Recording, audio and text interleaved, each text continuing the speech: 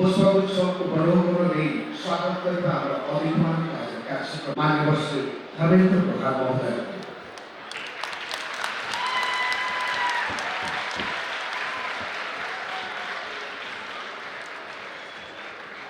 स्वागत करिबा सरकार के शिक्षा मंत्री आदरणीय धर्मेन्द्र प्रधान जी, श्री सूर्यवंशी सूरज जी, जो सुभाष चंद्र बोस जी की जयंती थी, और एक करते हुए मैं मेरे वाणी को विराम देता हूँ। धन्यवाद।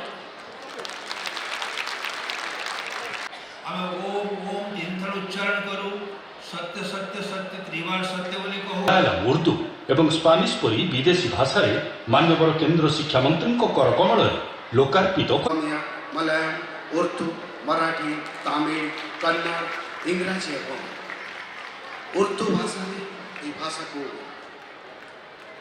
ये पुस्तक अनुवादित होइछि।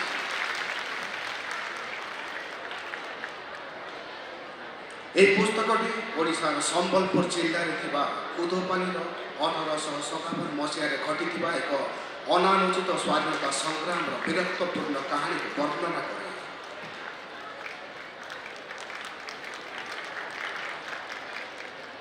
The Saga of Kudupali, the unsung story of 1857। এই পুস্তকକୁ ন্যাশনাল বুক ট্রাস্ট দ্ୱାରା ପ୍ରକାଶିତ କରାଯାଇଛି।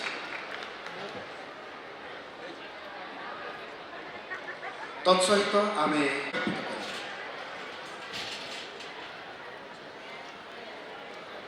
आनंद मठ करतली आम निश्चित भाव सम्मान जन पुस्तक रचयिता तथा श्री दीपक पंडा महोदय।